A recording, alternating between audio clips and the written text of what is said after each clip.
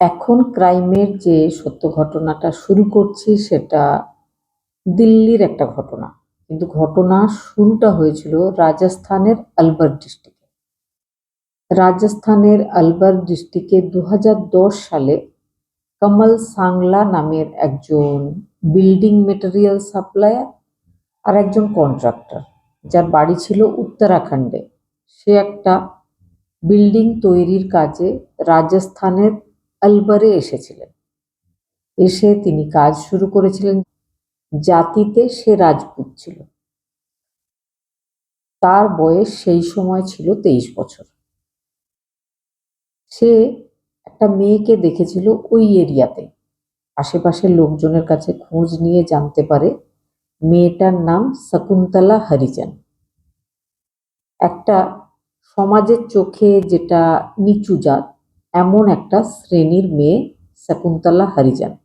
দেখতে খুব সুন্দরী, বয়স তখন ১৭ বছর, ২০১০ সাল। শকুন্তলাকে দেখার পরে কমল সাংলার খুব পছন্দ হয়।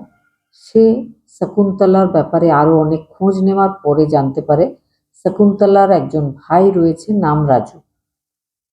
শকুন্তলার সাথে কথা বাড়াবার জন্য, বন্ধুত্ব করার জন্য কমল রাজুর সাথে বন্ধুত্ব করে। খুব ভালো বন্ধুত্ব হয়ে যায়। তারপরে মাঝে মধ্যে রাজুর সাথে সে রাজুদের বাড়িও যাওয়া শুরু করে। ধীরে ধীরে রাজুর দিদির সাথে, যেমনটা কমল সাংলা চাইছিল ঠিক তেমন ভাবে শকুন্তলার সাথে তার একটা সম্পর্ক তৈরি হয়েছিল। প্রথমে পরিচয়, তারপর বন্ধুত্ব, তারপরে ঘনিষ্ঠ প্রেমের একটা সম্পর্ক। আশেপাশের লোকজনরা সবাই কিন্তু হরিজন সম্প্রদায়ের মানুষজন। তারা শকুন্তলার এই যে ব্যাপারটা, একটা উঁচু জাতির ছেলের সাথে মেলামেশা ভাব, প্রেম ব্যাপারটাকে ভালো চোখে দেখছিল না। কারণ তারা সবাই জানতো যে উঁচু জাতের লোকেরা তাদেরকে পছন্দ করে না। হঠাৎ করে আবার শকুন্তলার সাথে তার প্রেমের সম্পর্ক। এই প্রেমের সম্পর্ক সত্যি হতে পারে না। শকুন্তলাকে সে ভুল বোঝাচ্ছে, ঠকাচ্ছে, এটাই কিন্তু সবাই ভাবছিল। শকুন্তলাকে শকুন্তলার বাড়ির লোকজনও সেটাই বোঝায়। যখন বাইরের লোকজনের কাছে এই কথা কানে আসে যে তাদের মেয়ে ওই বিল্ডিং এর কন্ট্রাক্টরের সাথে বন্ধুত্ব করেছে, ব্যাপারটা একদম ভালো নয়। তাকে বিভিন্নভাবে বোঝানো শুরু হয়। শকুন্তলা কিছু বুঝতে চাইছিল না, কিন্তু শকুন্তলার মা বাবা বিপদ আসছে ভেবে নিয়ে তাড়াতাড়ি নিজেদের সমগোত্রীয় ছেলে খুঁজতে শুরু করে। একটা ভালো ছেলে, একটা ছোটখাটো ব্যবসায়ী পেয়েও যায় তারা। দিল্লির সামালখা নামের একটা জায়গাতে একটা ফ্যামিলি ছিল। ফ্যামিলিটা ছিল জয় ভগবান নামে একজন ভদ্রলোকের। তার একমাত্র ছেলে, সেই সময় ২০১১ সালে যার বয়স ছিল ২২ বছর। তার সাথে ১৮ বছর বয়সী শকুন্তলার বিয়ে ঠিক হয়ে যায়। শকুন্তলা গিয়ে এই ব্যাপারটা জানিয়েছিল কমলকে, নিজের প্রেমিককে। প্রেমিক মন খারাপের মধ্যে পড়ে যায়। সে বলে যে আমি ভেবে দেখছি কি করা যায়। এতটাই মন খারাপ, সে বুঝতে পারছে না যে কি করবে। তখন সে বিভিন্ন সিনেমা দেখছিল। সিনেমা দেখতে দেখতে সে হামরাজ আর হেলেন অফ ট্রয় নামের দুটো সিনেমা দেখেছিল, যেটা দেখে তার মাথায় এসেছিল একটা প্ল্যান। তার মনে হয়েছিল এইভাবেই কাজ করা উচিত। এবার যখন শকুন্তলা তার সাথে দেখা করতে আসে, সে শকুন্তলাকে বলেছিল যে যার সাথে বাড়ির লোকজন বিয়ে ঠিক করেছে, রবি কুমার নামে যে ছেলেটার সাথে তোমার বিয়ে ঠিক হয়েছে, তুমি তার সাথে বিয়ে করে নাও। শকুন্তলা অবাক হয়েছিল যে আমি বিয়ে করে নেবো, এটা কি করে হতে পারে। তখন বলেছিল তুমি বিয়ে করে নাও, তবে বিয়ে করার পরে কিছু না কিছু বাহানা করে হাজবেন্ডের থেকে দূরে থাকতে হবে, ঘনিষ্ঠ সম্পর্ক তৈরি করা হবে না। তাকে কোনোভাবে তুমি বাহানা করে ভুল বুঝিয়ে দিও। তারপরে আমার একটা প্ল্যানিং আছে, সেই প্ল্যানিং মতো কাজ করলে আমরা একসাথে আবার সারা জীবন থাকতে পারব। শকুন্তলাকে সে বলেছিল যে তোমার যখন বিয়ে হয়ে যাবে তখন তুমি তোমার হাজবেন্ডের দায়িত্বে চলে আসবে। তখন কিন্তু তোমার বাড়ির লোকজনরা বা তোমার আশেপাশের প্রতিবেশীরা যেভাবে তোমাকে পাহারা দেয় তখন আর দেবে না। শকুন্তলার প্ল্যানটা শুনে মনে হয়েছিল, হ্যাঁ, খুব বুদ্ধিমান আমার এই প্রেমিক, খুব ভালো প্ল্যান করেছে, চলো ঠিক আছে, আমি সেটাই করছি। শকুন্তলার বিয়ে হয়ে গেছিল 8 ফেব্রুয়ারি 2011 সালে। ধুমধাম করে বিয়ে হওয়ার পরে শকুন্তলা বরের সাথে শ্বশুরবাড়ি দিল্লিতে চলে গেছিল। বিয়ের পর যখন শকুন্তলা নিজের হাজবেন্ডের সাথে কথা বলেছিল, কথা বলে সে বুঝতে পেরেছিল তার হাজবেন্ড খুব ভালো একজন মানুষ, তার হাজবেন্ড তার সব কথাই শুনছিল। শকুন্তলা নিজের হাজবেন্ডকে বুঝিয়ে বলে যে আমরা ম্যারিড কাপল, এবার কিন্তু সারা জীবন একসাথেই থাকবো, আমরা যাতে সুখে শান্তিতে আজীবন কাটাতে পারি, সেই জন্য আমি বিয়ের আগেই একটা মানত করেছিলাম, বিয়ের 2.5 মাস পরে আমাকে একটা পুজো করতে হবে, তারপরে আমি স্থায়ীভাবে তোমার বাড়িতে এসে বসবাস করব, ঘনিষ্ঠভাবে সাক্ষাৎ তখনই হবে 2.5 মাস পরে, তার আগে কিন্তু আমরা শুধু ঘুরতে যাব, কথা বলবো, এইভাবেই চলবে। হাজবেন্ড বলেছিল কোনো ব্যাপার না, ঠিক আছে, তুমি যেমন বলবে তেমনই হবে। তো সেটাই হবে। শ্বশুরবাড়ি যেদিন গেছিল তার ঠিক পরের দিন সে একাই এবার বাপের বাড়ি চলে গেছে। বাবা মায়ের অবাক লেগেছিল, সেখানে গিয়েও সে বলেছিল যে কোনো ব্যাপার না, আমার হাজবেন্ড আবার আমাকে এসে নিয়ে যাবে, সে খুব ভালো মানুষ। তো সে হাজবেন্ডের বাড়িতে থাকেনি, তবে বরের বাড়ির লোকজনের অবাক লেগেছিল, কি ব্যাপার হলো, 8 তারিখে বৌমা শ্বশুর বাড়ি এলো, আবার 9 তারিখেই নিজের বাপের বাড়ি চলে গেল। তো ছেলে রবি কুমার নিজের মাকে নিজের বাড়ির লোকদের বুঝিয়ে বলেছিল যে না, কোনো ব্যাপার নেই, একটা পুজো আছে যার জন্য আমার স্ত্রীকে মাঝে মধ্যে নিজের বাপের বাড়ি যেতে হবে, এখন কিছু সময় পর্যন্ত এইভাবে চলবে, কোনো অসুবিধা নেই, আমাদের মধ্যে সম্পর্ক একদম ঠিক আছে। বাড়ির লোকজন, মা বাবা নিশ্চিন্ত হয়েছিল। 2 সপ্তাহ গিয়ে সে বাপের বাড়ি থাকার পরে আবার ফিরে এসেছিল শ্বশুর বাড়িতে। তার ভাই রাজু তাকে দিতে এসেছিল। দিতে আসার পরে রাজু দেখেছিল যে হ্যাঁ, সত্যি সত্যি তার শ্বশুর বাড়িতে সব ঠিকঠাক আছে, শ্বশুর বাড়ির লোকজন তাকে খুব ভালোভাবে আদর সৎকার করেছে, অসুবিধার কিছু নেই, এই কথা সে নিজের বাড়িতে গিয়েও মা বাবাকে জানিয়েছিল।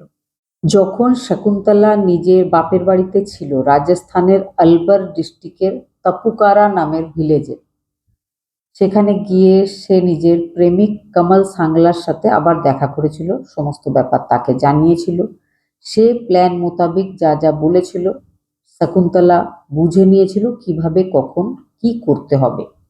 সে শ্বশুরবাড়ি চলে আসে, কিছুদিন কাটায়। 22 মার্চ নিজের হাজবেন্ডকে বলেছিল যে চলো, আমি, আমার এক দিদি আছে দিল্লিতে থাকে, তার বাড়িতে যেতে চাই, তুমি আমাকে নিয়ে চলো।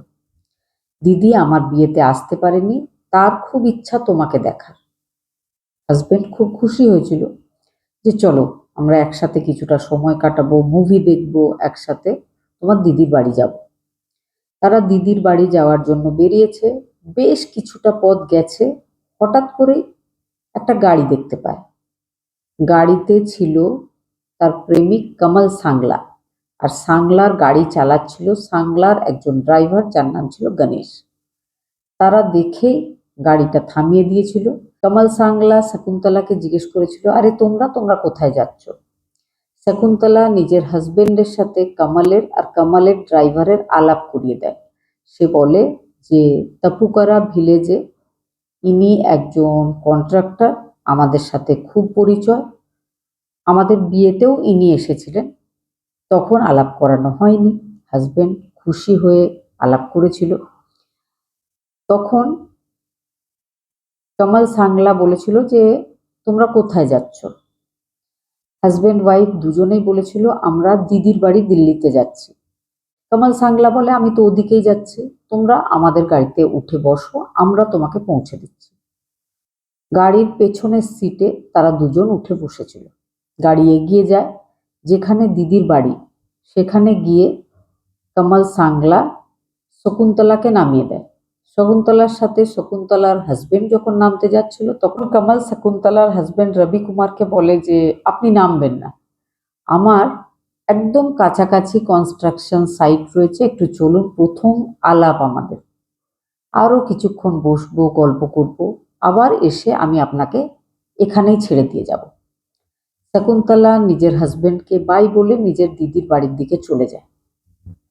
কমল সাংলা আর তার ড্রাইভার গণেশ রবিকে নিয়ে এগিয়ে গেছিল সেখানে, যেখানে সত্যি সত্যি তার কনস্ট্রাকশনের কাজ চলছিল। তবে প্ল্যান মোতাবেক আগে থেকে সেখানে 6 ফুট গভীর একটা গর্ত করে রাখা হয়েছিল। তাদের কাছে গাড়িতেই ছিল একটা দড়ি, দড়ি দিয়ে গলায় ফাঁস লাগিয়ে রবি কুমারকে মেরে ফেলা হয়েছিল। বডির টুকরো করা হয়েছিল সেই কনস্ট্রাকশন সাইটে। মেইন যে টুকরো সেটাকে 6 ফুট ডিপে পুঁতে দেওয়া হয়েছিল। বাকি অংশগুলোকে আরও 70 কিলোমিটার পর্যন্ত রাস্তা দিয়ে এগিয়ে বিভিন্ন জায়গায় নির্জনে ফেলে দেওয়া হয়েছিল। এদিকে যখন সন্ধে হয়ে যায়, শকুন্তলা নিজের শ্বশুর বাড়ি ফিরে গেছিল। সেখানে গিয়ে বলেছিল যে আপনাদের ছেলে কোথায়?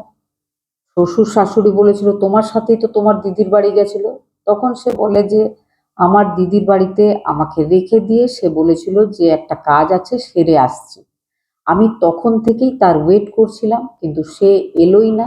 শেষ পর্যন্ত আমাকে বাড়ি ফিরে আসতে হয়েছে। আর আমি ভাবছি যে আপনাদের ছেলে হয়তো বাড়ি ফিরে এসছে।